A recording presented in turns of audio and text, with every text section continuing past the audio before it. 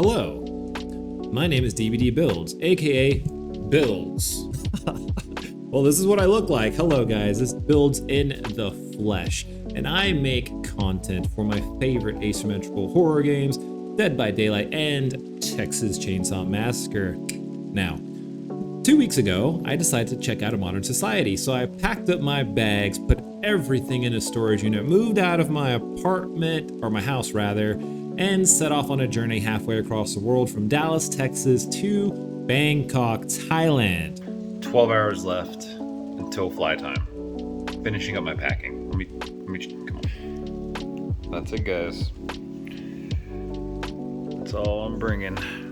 I have left the comfort of my gaming chair and my room and all the beauty of technology, and I decided to say, hey, I'm going halfway across the world. So this is a journey of a gamer who left his home to go see Asia halfway across the world. So this is going to be my attempt at a vlog, and if you guys are interested in just following my journey, well, here it is, guys. DVD content creator goes halfway across the world to Asia.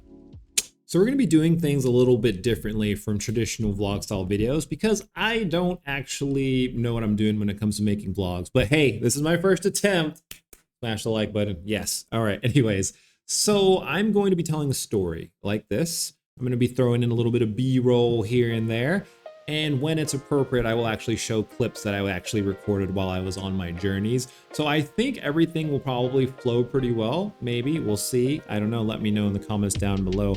But guys, 2 weeks ago, I left it all. I left the States, my life in literally 2 bags, all my belongings in a storage unit, no freaking home. And I set sail, guys. And when I left, the thing in my head as I'm leaving DFW Airport was, next stop, the Grand Line. Any of you guys watch One Piece? Especially the new live action. I don't know, it was so in my head. So I had this like sense of adventure, like, yes, I'm going to Asia. I'm gonna go halfway across the world. And the best part is, like, I'm traveling with no agenda, no plans. I don't have to be home by a specific time. I can stay as long as I want. Everything's so cheap in Asia, so I'm not really worried too much about the money, at least not at this point. Eventually, maybe, depending on how my spending goes, but right now, we're just chilling. So guys, got to Asia, but let me start, like, the journey starts actually with the traveling. I don't know why I booked 2 straight flights back to back, but I did. So I had a 15-hour flight from Dallas International Airport to Korea. 3:36 in the morning, back home in Dallas. Haven't slept. But here, in the land of K-pop, like 2:30 in the afternoon. And I cannot sleep on planes at all. So something about sitting upright, like I cannot fall asleep. My brain doesn't turn off. I'm a zombie. So I was sitting there for 15 hours, like just heading to Korea. And the way, it was just so weird because I left Dallas at like 12 noon. But then we flew and then the sun was gone. So then it was like dark already. And then we got to Korea 15 hours later, and we got to Korea at like, I don't know, 4 or 5 p.m. Korea time, and the sun sets at like 6 Korea. So I'm getting there like just before the sun sets. So the sun's still up. I'm in Korea. I'm so tired from sitting on a plane for 15 hours, but the airport was super cool. So obviously I had to explore it. I could have taken a little nap, but I'm like, nah, I gotta explore this airport. So I explored the Korean airport. So beautiful, so clean. Everything looks so cool in Korea that I am really tempted to stop by Korea on the way back for like a week. Also, I used to play a lot of StarCraft too, so I kind of got to see a little bit of Korea. Go to at least like one K-pop show or something. Just one. But I saw the Korean airport, and I'm so ready to go back. And I got to enjoy this beautiful sunset before I left that airport. And I'll never forget that sunset. And then, well, it was time to go to Bangkok. So after 15 hours of traveling, plus 3 hours at the airport for a layover, I still have a 5.5 hour flight to Bangkok. So I get to Bangkok, and at this point, I think I managed to actually nap a little bit on the plane, but not much. So then I get to Bangkok, and it's like 11 p.m. at night now. 24 hours of traveling later, I finally made it. Got through the security. It's 1 in the morning now in Bangkok time. Back home in Texas, it's like, I think 1 in the afternoon. and literally like I've like barely slept. I've had like these choppy like in and out like just naps on the plane, but not a good sleep at all. But I'm here, guys. I hit up an ATM. I got some bot. I've got an international SIM card, so I've got like a Thai number now. Yo, it's cool, bro. And I need to get to my hotel, but also I'm so tired. Actually, it wasn't even 11. It was like midnight when I got to Bangkok. So get this, guys. I flew halfway across the world, and the first thing I ate when I got to Bangkok, can you guess? Can you guess?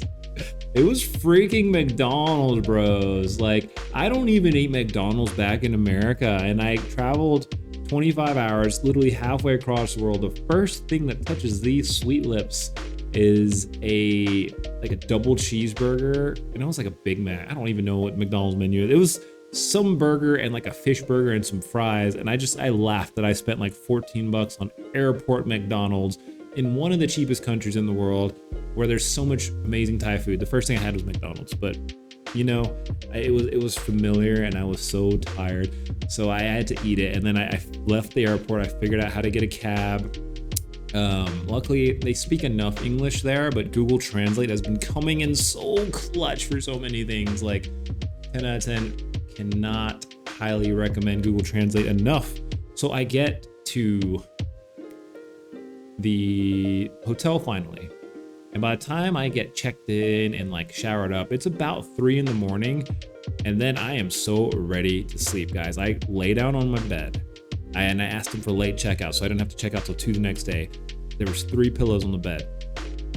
One was under my head. I grabbed the second one, put it between my legs. So I like to have it between my legs, between my head, and I always get the third pillow because I need at least 3 to sleep. And I'll give it a big bear hug, and then I'll just fall asleep. And that's how I love to sleep. But I was so tired that I put one pillow between my legs, head on another pillow. I saw the third pillow, and I was about to grab it, and then lights out. I'm like, oh, this is so comfortable. I'll get that pillow in a second. Nah, I passed out. Woke up to my room phone ringing 11 hours later. It was the clerk. They're like, do you need help with your luggage? And I'm like, what time is it? They're like, it's 2 o'clock, sir. I'm like, so anyways, boom, got up, got a cab, went straight to the city. Or not a cab, I got a Grab. That's their version of Uber and Lyft in Thailand is a Grab. So I got me a Grab. And it was about an hour to get to where I was staying off of Khao San Road. And get this, guys, I spent probably like $12 for a 1 hour Grab across the city. In the States, for like an Uber or a Lyft for an hour ride, like that would easily be like 50, 60 bucks. But here in Asia, baby, $12. Can't beat it. But then that's when the journey started, guys. Like I got in, I checked into my hostel. Okay, I've gotten situated, guys. I've made it to my hostel here in downtown Bangkok. Actually, I don't even know if this is downtown, but I'm basically in central Bangkok now. So I'm getting ready to go out and like walk around. But let me show you guys the room I'm in. I decided to start off with a little hostel, guys. So as you can see here, oh, hold on. It's blurry, focus. All right, so we got this little 4-bed hostel, guys. I got the bottom bunk. None of my roommates are here. Nice little locker to lock up my valuables. I've got my day bag packed. I got some bot in here, my tripod, charger, just things I might need. Everything I don't want getting stolen is going to go in here. Got my passport and my wallet, and all my credit cards and everything else is in here, which is going to go in this locker and be locked up. Now you're probably wondering, Sammy, why hostel?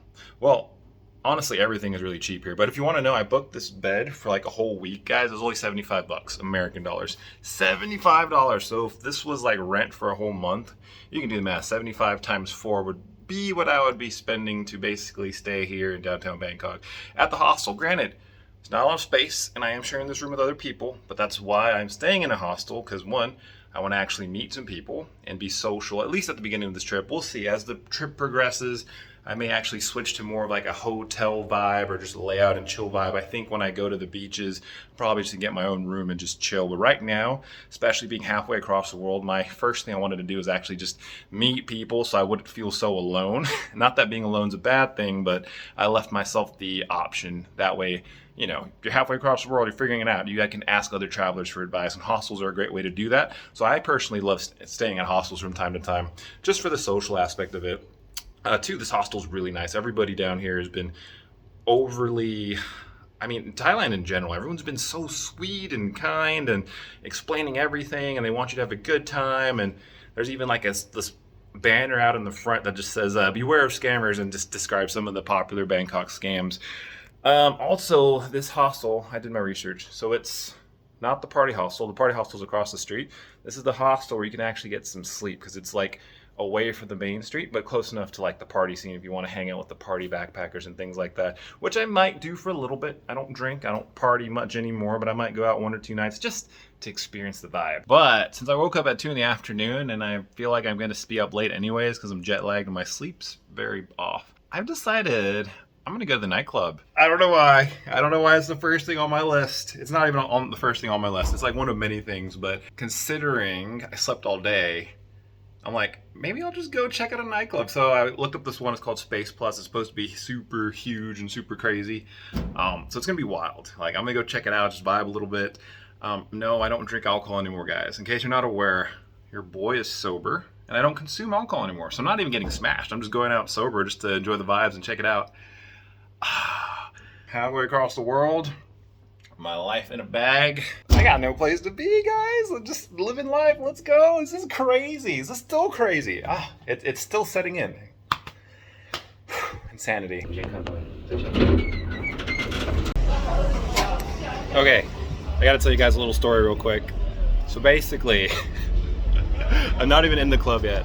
I went to the bathroom first, and then I go up to the stall to like pee. And then I noticed like this guy kind of comes up behind this other guy. I don't think much of it, and then I realized like someone just came up behind me and literally starts just like massaging my traps. I'm like, what is going on? Like, I don't freak out because I see another guy in the bathroom's full of people. I'm like, nothing's gonna happen here. But then the dude literally gave me a full-blown massage with a chiropractic neck snap while I was peeing. It was the weirdest thing, but I guess it's just how the clubs go here as part of the culture. And it was crazy. And he literally just like followed me, and I kept massaging my shoulders and back and arms until I washed my hands and I left. And didn't even ask for a tip. That's the crazy part.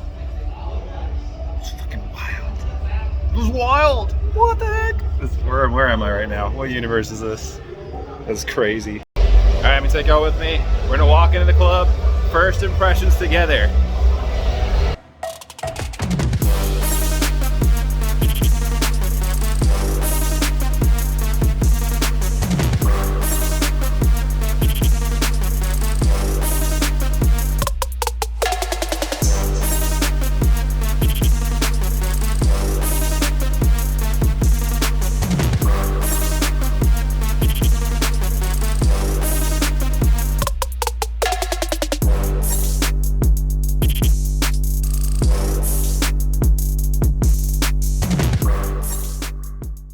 Started meeting a ton of people, and I have been meeting so many cool people. I met this cool dude from Israel. I met a lot of really cool guys named Toms. I met this German guy named Tom. We had a heart-to-heart. Dude, I just realized how tall you were, man. Whoa. Whoa. Tom, what happened? I don't know, man. Shrunk. Well, we gotta take a deep squat here. This is what all the mobility training's been for. Oh, I look ridiculous. Oh, he's got me. It's all kind of like a blur now, like looking back on it, but the point is that I've been meeting so many cool people from so many different countries. I've met Germans, I've met people from the UK, I've met people from the Netherlands, I've met, well, the Taiwanese people. There are just travelers from literally all over the world. So I'm meeting a ton of people and making connections with people all over the world, which is freaking fantastic. But then I was in Bangkok. And Bangkok is a wild city, guys. Like, first of all, like Thailand experiences, like Bangkok, there's so much hustle and bustle in the city. There's so much life literally everywhere, and there's so many things to do. It's, I don't know. I guess I haven't been to New York in a long time, but I'm tempted to say it's kind of just like the New York of Asia, or like the LA of Asia. I don't know. It's just a lot of hustle, a lot of bustle. Things are very cheap and also expensive at the same time. So Bangkok is like one of those weird cities where you can get some food you can get for like $1, $2, like get stuff really cheap. Like there were these buns, these red bean, black bean buns that were just amazing. And they were like 8 baht at the grocery store. Cheapest thing I've bought in Thailand. A taro filled bun for 8 baht. 35 baht is $1 American. I'll let you do the math. So this is like what? Not even 25 cents.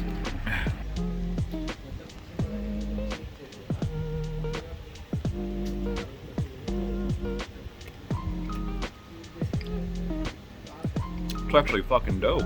Which is the equivalent of like 22 American cents. Like I don't know what you can get in America for 22 cents, but it ain't that. And I've had some bomb ass meals for like not even $1, $2, guys. Like these fresh, savory mango shakes for like 100 baht, not 100 baht, 50 baht, which is like $1.20 back in the States. So food is really cheap, but also if you go to like a restaurant, it's still kind of expensive. Like I've spent 20 bucks on some pizza at like a nice restaurant. Also one of the nights I was here, and I was like, why did I do that? I don't know. I just did it. So meals anywhere from like $1, $2 to 5 to 10 to even 20 if you're eating at like a nicer place or getting American food, which is more expensive down here.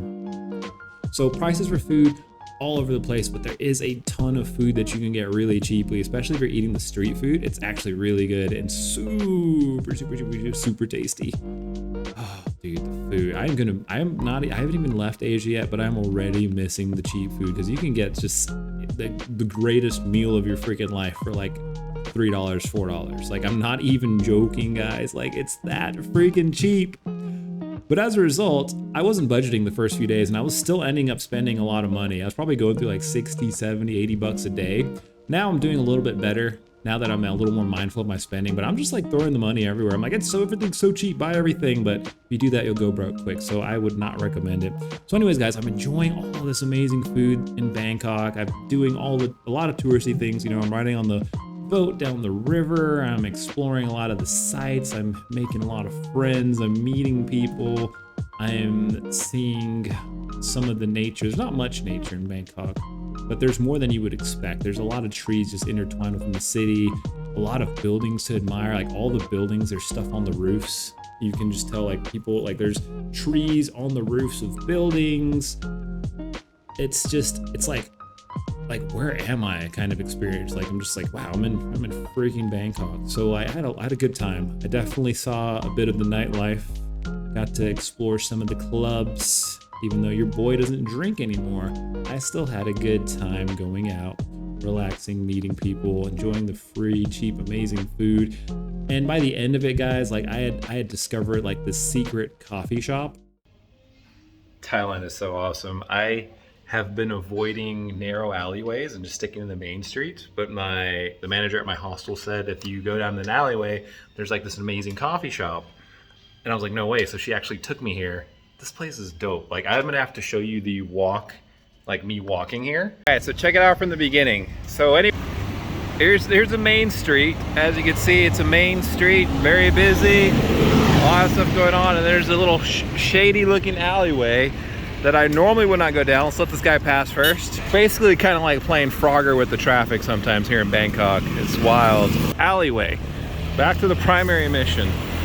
So as you can see, it's just a regular ass little alleyway, but there's actually some restaurants here, but that's off the main street. So I guess what I'm trying to say is I would not normally go down random little alleyways had I not discovered that this was here, thanks to the manager at like my hostel.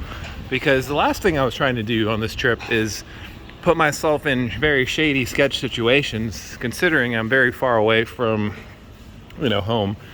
And I don't know who wants to trek down these alleyways, but there is a certain charm to them. Oh, there's actually some people up ahead, but let me show you where this shop's at. So anyways, this is the walk. This is back where we came from. So we're getting away further and further away from people, and we're just going to continue on this journey. Apparently there's some nice old ladies here who just do your laundry, They have nothing to do all day, so if you want to drop off your laundry there, they'll wash it for you for like 60 baht or something like that. Which, if you're watching from the States, it's like maybe like not even $2. And then if you turn right here, still in an alleyway, and then you go straight, you see this just beautiful hidden gem called Chicano Coffee House, and it's absolutely incredible. So yeah, and then there's this really freaking nice, vibey little coffee shop here in an alleyway, only in Bangkok, guys. And then we'll go inside. But look at this coffee shop. Hold on. Look, it's so like cute and like vintage. Like I could have been bringing my computer here to just like work or like play games or something, and it wouldn't have been an issue.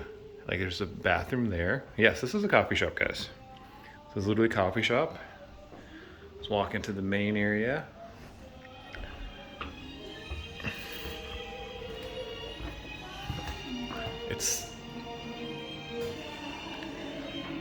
And by the end of the trip, I was literally knocking on this old lady's door. Like there's a little old lady in the alleyway who does your laundry for like, I don't know, 50, 60 baht or something. So, which is like $1, $2. So I would just knock there, drop my laundry off and come back, pick it up later. My laundry looks beautiful. And it smells so good. Like that's how cool and like weird and interesting Bangkok is. It's like you could just go down an alley and there's someone who will do basically anything for you. Like you could get someone to, you know, do your laundry.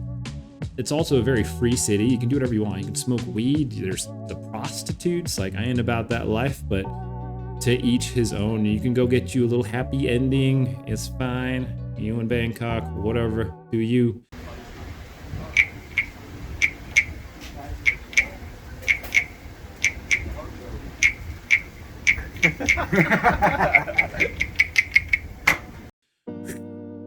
But the coolest thing, and the reason why I wanted to stay in Bangkok for like 10 days is because I had this weird realization when I got to Bangkok, and I remembered this memory from my past that 15 years ago, back on MySpace, when you had like the little profile songs, I had clicked on this girl's page and I heard this incredible song, and it was in Thai. It was like a Thai emo rock band. And I was totally emo back in the day, and I loved that music, you know, Blink-182, all the emo rock, screamo, I was all about it. Still enjoy it from time to time, and I was like, I need to know who this band is. So after enough research, I figured out the name of the band was called Retrospect, and I finally found out how to buy one of their albums. So I didn't understand any Thai, but I made it to this website called ethaicd.com, and I figured out how to add to cart, and I figured out how to input my credit card information. And then, you know, 2 weeks later, I had an album from this band called Retrospect. And I kept buying their albums. I have at least 4 of their albums in my car. Right now, 4 Retrospect albums in my car back home, which is like this Thai rock band. And I don't know what like 16, 17-year-old in America just like falls in love with a band that's a language he doesn't even understand. But I was that kid, and I took pride in actually like enjoying this band, because that was like it was like a thing that just made me unique. Like I'm the only person who likes this Thai rock band here in the States, and I love that about me. It's like one of my little things that makes me like individual or whatever. But anyways, I jammed out to them a lot back in the day. And then when I got here, I had that realization like, hey, there's this Thai rock band I used to listen to a lot back in the day. So I looked them up on Google, and they had a show in Bangkok at like 3 days from when I had searched. So I went to their show the 29th, and it was so fucking incredible, guys. So I got an Uber, or a Grab rather, down to the venue, and I had called them. They didn't speak any English. They spoke Thai. I had used one of the people who worked at the hostel. She spoke Thai, so I had her help me like to see, hey, when does the concert start? And they said the concert started at 6 o'clock. Bangkok has incredibly horrible rush hour. Like at 5 o'clock, like nothing moves. It's worse than LA. Don't recommend it. So I got me a Grab at 4 o'clock. So I gave myself 2 hours to get to the venue. because I knew there's probably gonna be bad traffic and I didn't want to be late to miss retrospect. Like that was gonna be a full circle moment for me, like seeing the band that I listened to 15 years ago, but like in real life. But here's the catch though, they were actually playing like on the outskirts of Bangkok, so it was like an hour and a half away. So I get this grab early, and then we make our way towards the venue, and then of course I get stuck in Bangkok traffic. Long story short, it's 6:30, and actually here's another thing I did wrong. I typed in the wrong address, so that cost me like another 20 minutes, and then I was about to get dropped off in the middle of nowhere. I'm like, please don't leave me. I'm like, I typed in the wrong address. Please don't leave me, don't leave me. And then I gave him some more money, and I was using Google Translate, like, please, sir, don't leave me here in the middle of nowhere. And then he took me to the venue, and I got there at 6:40, and I was kind of bummed. I was like, man, I probably missed half the show, but at least I'm gonna see half the show and enjoy it. I get there, it's empty. There's nobody around except the people who work there and like a bunch of waiters, but the entire bar is empty. So I go up to the desk and I use Google Translate. I'm like, hey, is Retrospect playing here? And they're like, oh yeah, Retrospect. I'm like, what time are they playing? And they're like, 0000. So basically, I got there 5.5 hours earlier, guys. So I got to the venue on the other side of Bangkok 5.5 hours before showtime. So basically, I just killed a little bit of time. I walked around, I explored the surrounding areas. All right, so I was walking through a very dark, interesting part of town, but honestly, not even part of town. It was like a little block, so I stopped recording just to make sure I had all my senses. But this looks like just a normal neighborhood in Thailand. Like that little area I was at had some bars and stuff in it, but I think, I don't know, I'm walking down a little further as it looks like there should be more stuff down this way, at least according to Google Maps. But I'm next to like a main road and there's a lot of stores and stuff here, so I don't really feel worried. But what are these water bottles doing? Why are you there? What do you mean? But yeah, I don't think anything's gonna happen next to the beauty spa. We'll continue exploring. Looks like a massage house that's open. Maybe I get the good rates there, who knows? Oh, okay, there's some more interesting stuff coming up. Also, I left my bag at the bar. They wanted it as like insurance to keep the table for me, because I technically haven't paid yet. They said just pay later. So I was like, okay, whatever. Which is fine, because I didn't want to walk with my bag, but I have everything important in my pockets, so don't you even say that or think that. I'm fine. Looks like some. Let's go explore what's going on over here.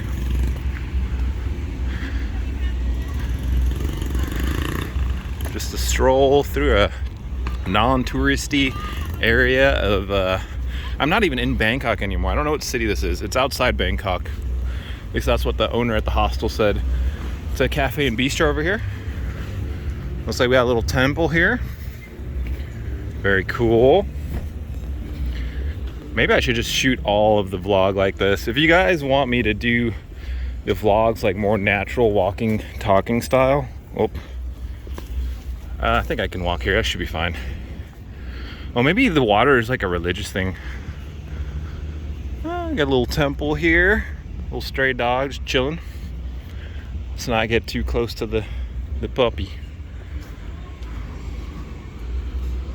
Full moon's out today. It's actually full moon party night. But I decided I wanted to walk, or actually I wanted to go to this concert. This was more important to me. And we're at the Riverwalk. So I'm gonna come down here. There's probably for sure bugs. Make sure there's no snakes in the trees. So crazy story. We'll get to the river here in a second. But my freaking the lady at the hostel said that there was a big ass python in the like backyard of the hostel that was eating up all of the freaking as I say that, something goes bump in the water. But yeah, there was a big ass python that was literally eating all of the freaking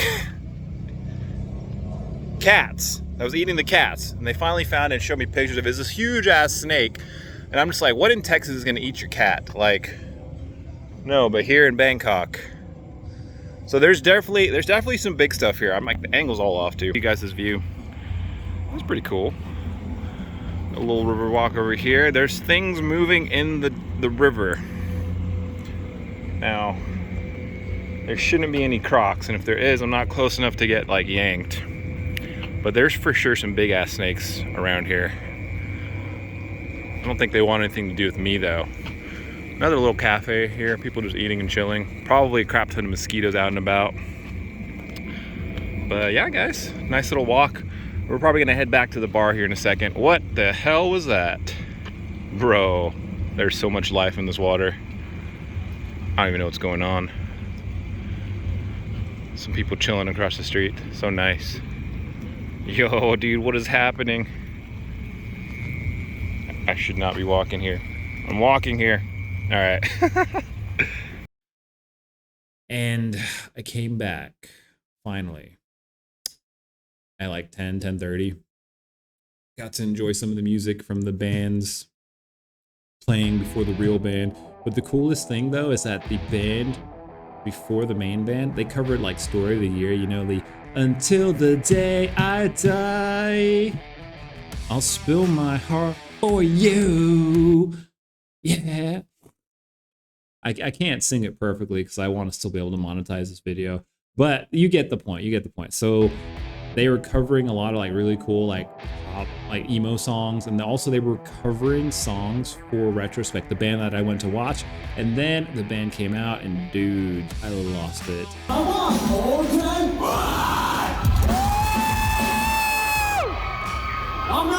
Let's fucking go.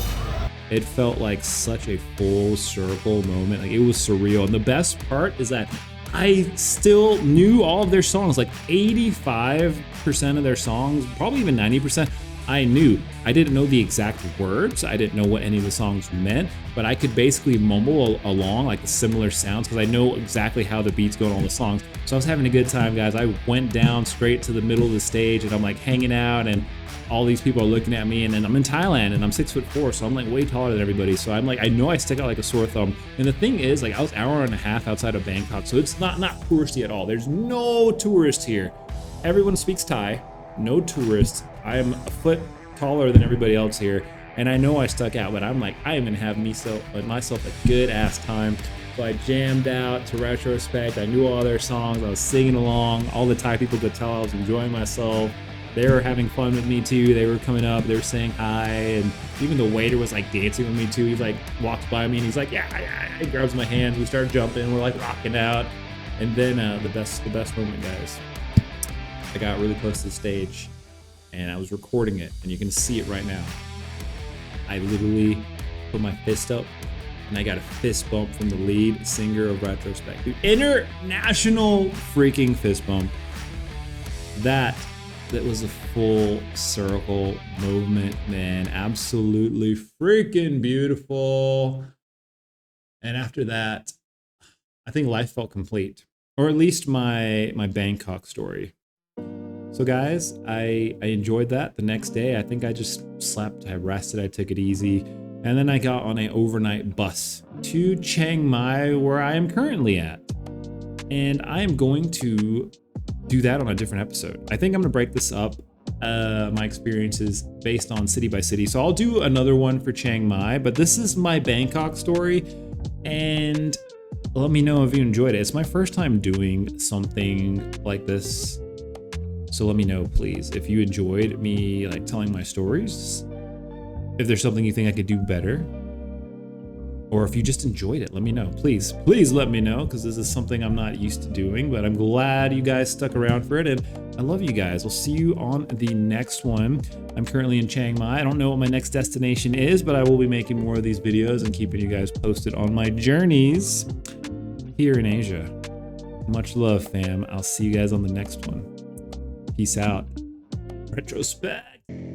Yeah, I'm about to fade away, cause every time I wake up I feel like it's Monday. Something's going wrong with all the chemicals up in my brain. All of a sudden I don't look at anything the same way. Got a buildup of my thoughts sitting in an ashtray. I'm sorry that I'm so inconvenient, okay. Just let me be me and I'll stay out of your way.